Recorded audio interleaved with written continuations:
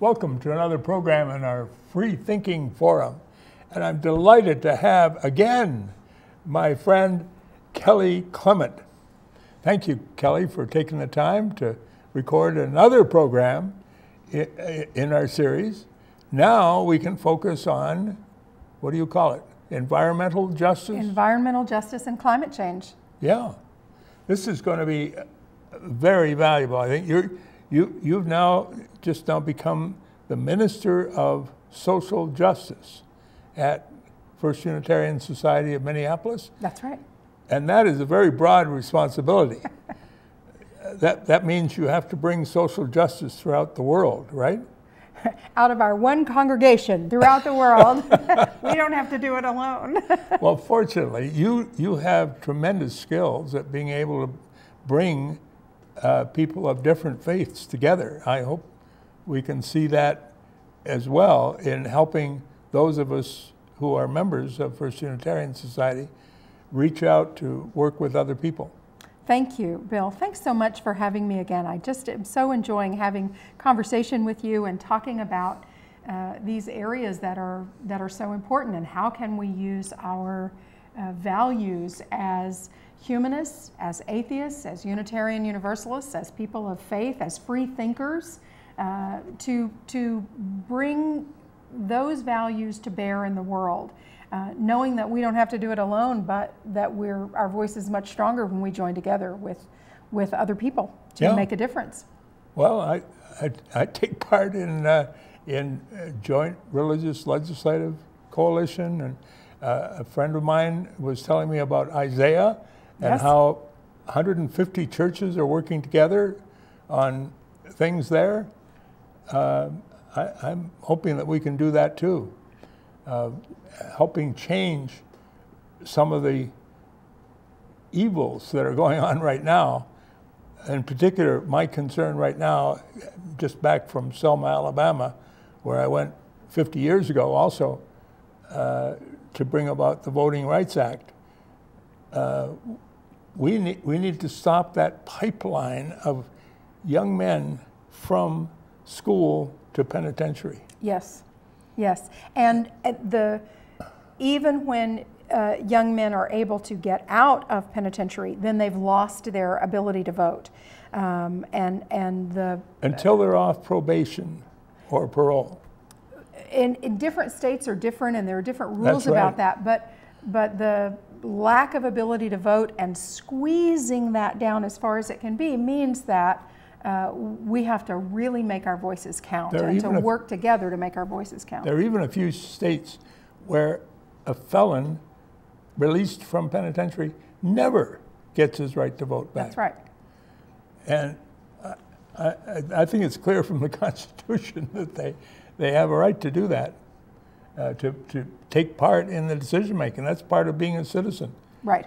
And outcomes are worse for people who are not able to vote. We know this. I mean, you can read the data. Outcomes are worse for people who are not able to vote because they feel less ownership of their society, and we all need to feel ownership of our society. Well, in terms of the climate change, climate disruption is what I see. I mean, this is a worldwide thing. I think we need to own it. Own this globe as citizens of humanity, and start working on it. It's not just cleaning up the environment, it's enabling human beings to continue to live. Well, this is an interesting shift in, some would say in semantics, but I don't think so. I think we've been talking for a long time about we're destroying the earth. Well, the earth is actually going to be fine. We're destroying a livable environment for human beings. Yes. Nature doesn't need us. We need nature. And so, in addition to talking about the human impact on the environment, which we know from all the data is true, that human beings are the most significant cause of the increase in greenhouse gases and global warming. I am not a scientist. I don't understand the science, but I believe in science and what scientists tell us. And there's near unanimity, yes, except for a few people that are paid to be disagreeers. So we've been talking about the human impact on the environment, but there's a shift going on now about the impact of the environment on human beings, and who are the populations that will be most impacted by climate disruption. There's some islands that are going to be wiped out. Right, and a whole country. In the state of Florida, which is going to lose quite a significant, is projected to lose quite a lot of its land mass because of rising ocean levels. Over half, isn't it? They're not even allowed to say, in the current administration, they're not allowed to say the words climate change. They're not allowed to say the word sea level rise. Oh my God. So it's, it's just boggles the mind. Yeah. But I think when we're able to talk about what are the populations that are going to be the most vulnerable? What are the human stories? What's the human cost of this? And what are the small incremental steps that we can take that will actually make a difference? Then it gives us somewhere to go rather than being overwhelmed by it. Now, yesterday when you spoke about this at First Unitarian Society of Minneapolis, you led into it with some readings. And I'd like to hear that poem again. I'd love to share these. Thich Nhat Hanh. Yes, Thich Nhat Hanh was a Vietnamese Buddhist monk and peace activist who had such a beautiful presence and such a beautiful way of saying things that really helped me to understand better. Here's his poem. Our true home is in the present moment. To live in the present moment is a miracle. The miracle is not to walk on water. The miracle is to walk on the green earth in the present moment, to appreciate the peace and beauty that is available now. Peace is all around us, in the world and in nature and within us, in our bodies and our spirits. Once we learn to touch this peace, we will be healed and transformed. It is not a matter of faith, it is a matter of practice. So profound. Isn't that lovely? Lovely, yes. But also, it, I think, helps people, hopefully in Florida too, realize we've got to be in the present moment, not some dream that nothing is happening. Right, or we're not able to talk about it. The present moment, somebody just said to me the other day, be where your hands are. And this was an idea of not worrying and not recriminations on the past, be where your hands are. Because there's plenty to worry about, but worry doesn't help us do something right now. Right, not wringing the hands. Let's get our hands involved in doing, correcting problems. Right. If somebody says, well, let's just destroy all the corporations, I think, well, that's crazy. We're not going to do that. I'm glad corporations exist. Some have meaningful impact on our lives.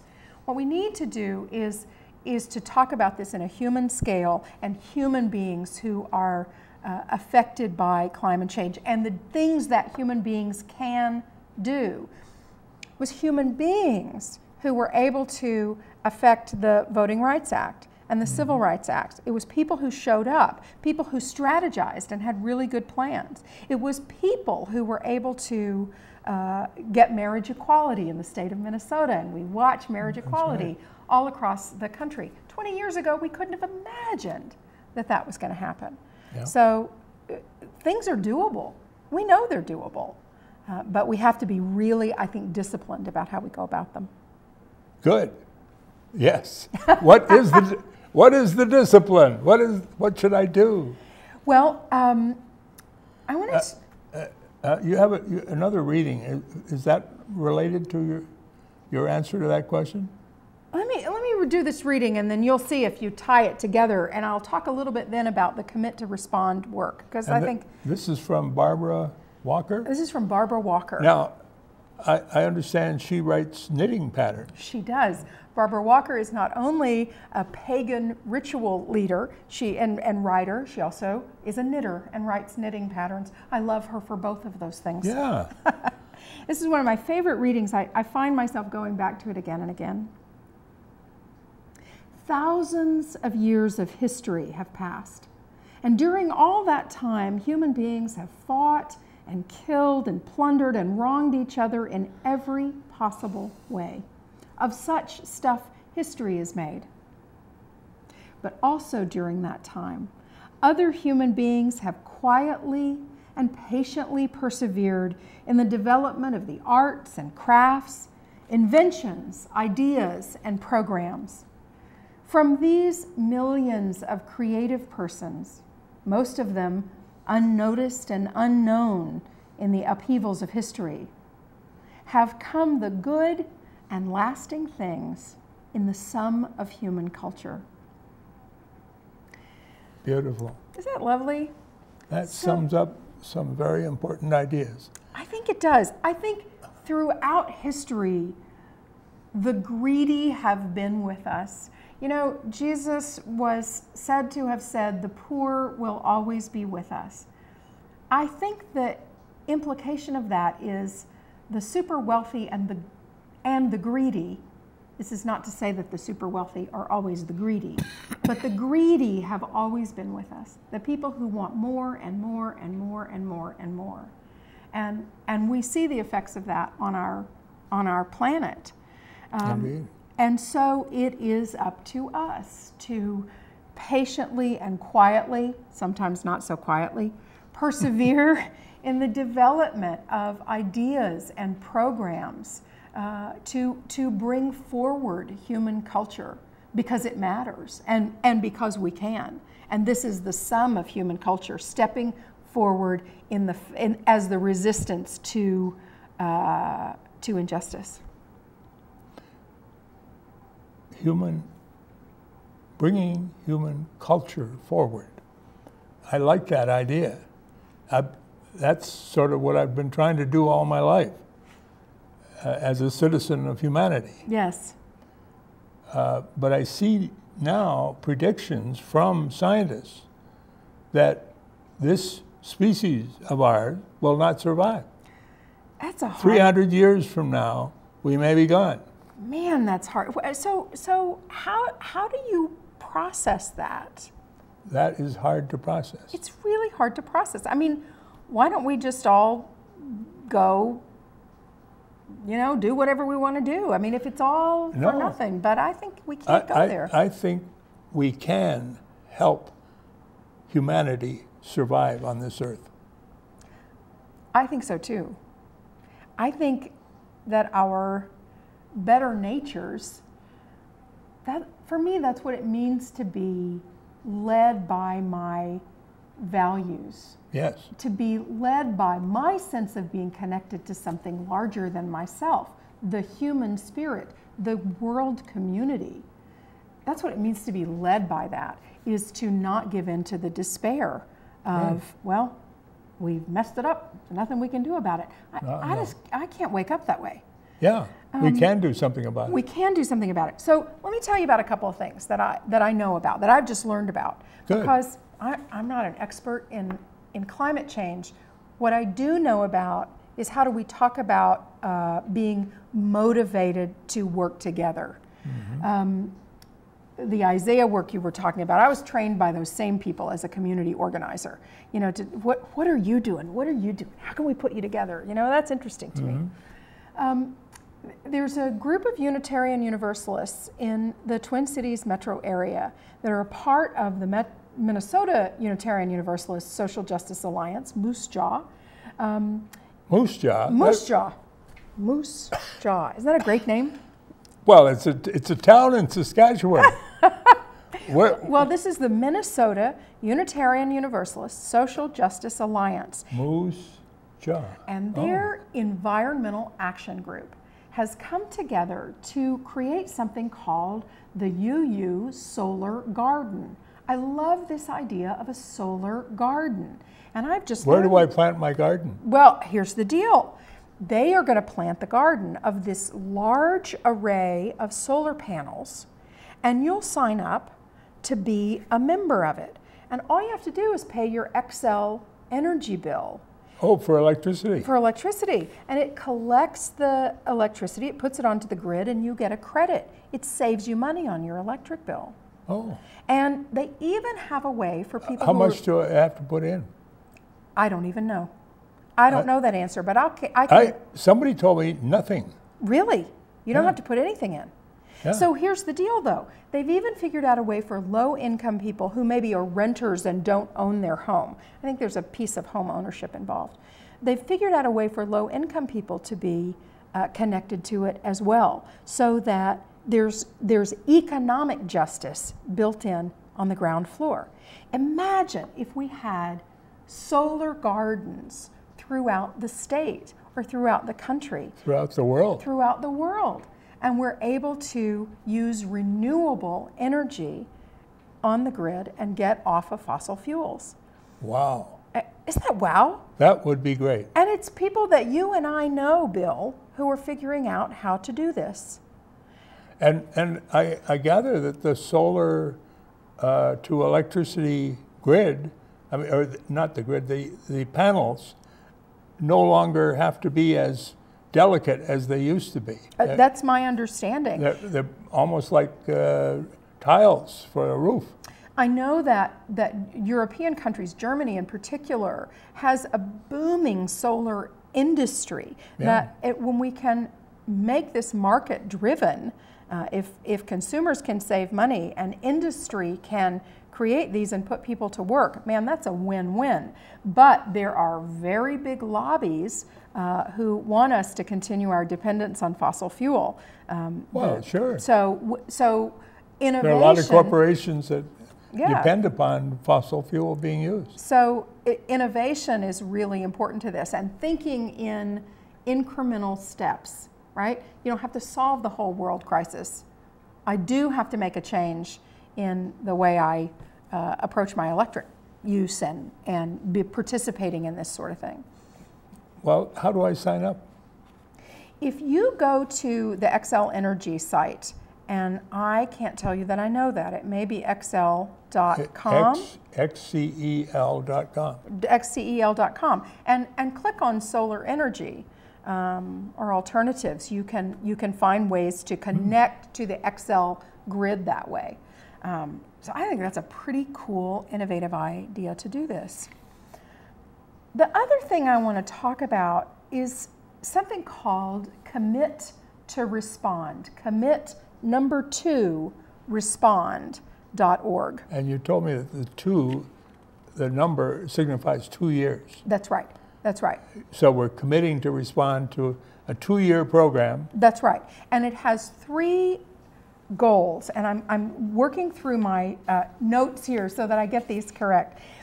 Commit to Respond started with the People's Climate March in New York City in September of last year. You may have heard about this on the news. It was a really big deal. And Unitarian Universalists were disproportionately large contingent. They were the largest faith contingent of the People's Climate March.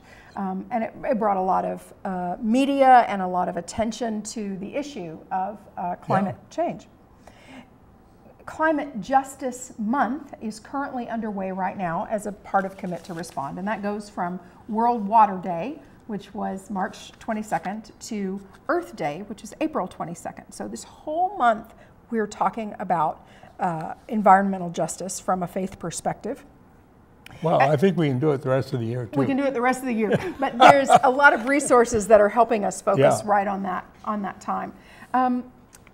And then it will go further, and it's asking congregations, particularly Unitarian Universalist congregations, to make significant efforts or have programming around achievable goals and climate justice. So let me tell you these 3 goals. I just think they're great. I hope you don't mind if I read just a little bit. Oh, no, of course.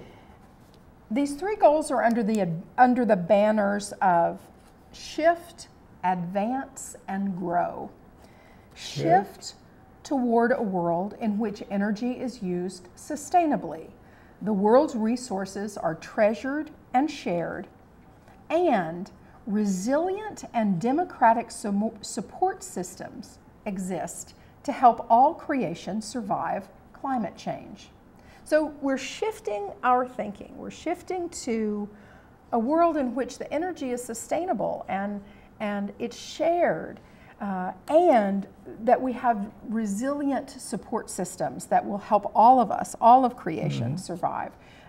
We talk a lot about humans surviving climate change, but we're losing many species a day to atmospheric or environmental change. So, and there have been 5 of these mass extinctions here on Earth in the past. Right. The dinosaurs were one of the clearest representatives of that. But studying those mass extinctions, that's what scientists are predicting is coming.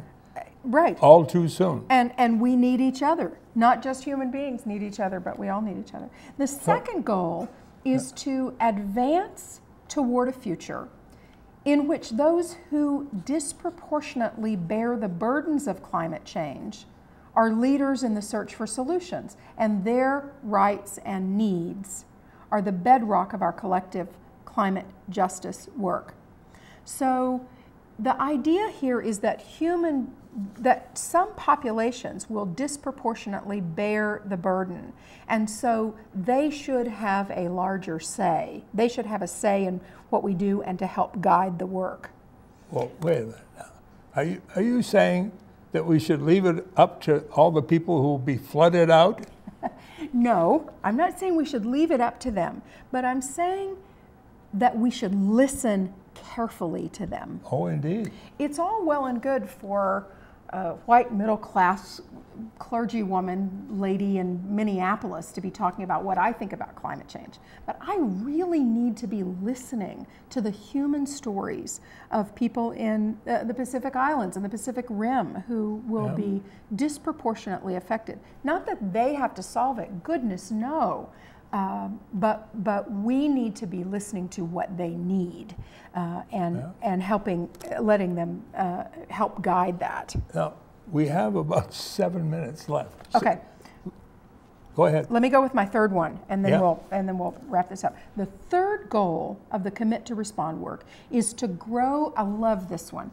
To grow a movement led by hope and love and nonviolence that amplifies the voices of affected communities, counters oppressions, and inspires people everywhere to join the urgent, creative struggle to bring about climate justice. That is beautiful. Isn't that gorgeous?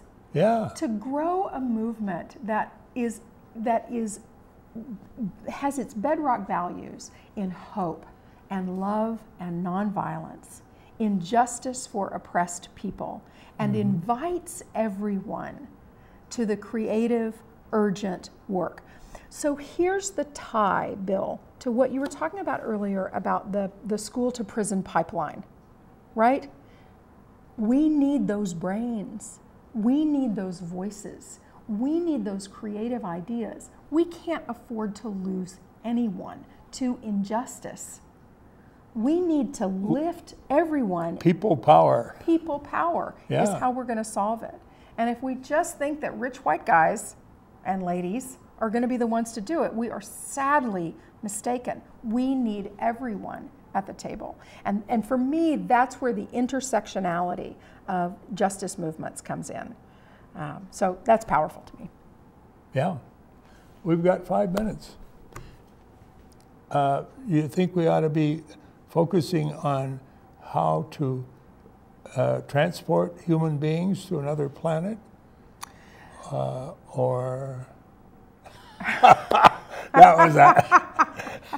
I'm all for space exploration. Let me say that Okay. I'm all for space exploration, but I think that's not the way to solve the problem. And only the wealthy will be able to escape. Only Yeah. the wealthy will be able to escape. We'd like you know what? The wealthy are going to be okay for longer than anyone else. Yeah. Right? And so when we think about it, who is most at risk? People who are economically oppressed. And so I'm all for space exploration. I think it's important. And it's not the solution. But climate disruption has to be controlled by our reducing the cause of climate disruption. Right, right, I think so. And it's not just one cause. It's not just one cause. And I'm going to get in my gasoline-powered car and go home from here. You know, I mean, nobody's pure in this story. We do the best that we can. But I think we have to look with clear eyes and own our part and have hope that incremental steps can help move us forward. But it seems to me one of the key things is to activate citizens. Yes, I think absolutely so. So many citizens are lying back saying, oh, let somebody else do it.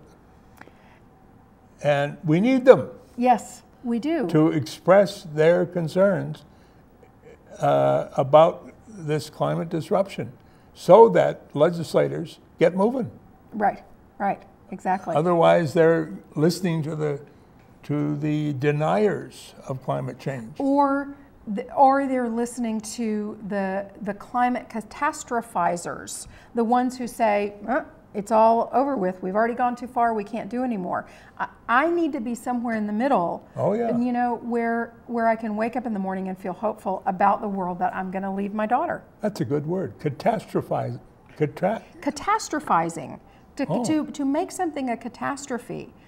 When it's not. Well, we don't. When it's not. When it's the not only way. Today, the miracle is to live in the present moment. Yeah. The miracle is to be here right now and practice justice. It's not a matter of faith, it's a matter of practice. Yes. Thank you, my friend. This has been fun. You're welcome. It has been fun. Thank you, Bill. Delightful to be with you. There's so much more. I've been looking at Wikipedia, and it has a section on environmental issues that you can look at some more. The climate disasters are on the rise. Around 70% of disasters are now climate related, up from about 50% only 2 decades ago. So there is something to be done. Yes. And we call on you to get busy as a citizen along with us in finding the way that we can restore climate to what allows human beings to live. Right. Right now, I think, isn't there an organization, 350.org? Yes, 350.org. And they're saying that there's now, we're at 390 parts per something of, what, carbon dioxide? I think so.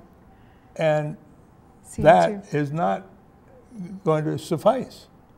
We have to lower that carbon dioxide in the air. And we can. It can be done. Plant more trees. We just have to have the will for it. We have to have the will for it. Yeah. So, well, we're going to get there. Hope, love, and nonviolence is the way to that. And that's kind of like the civil rights movement. How about that? How about that? Yeah. Well, thank you for tuning in. We could go on forever. Thank you.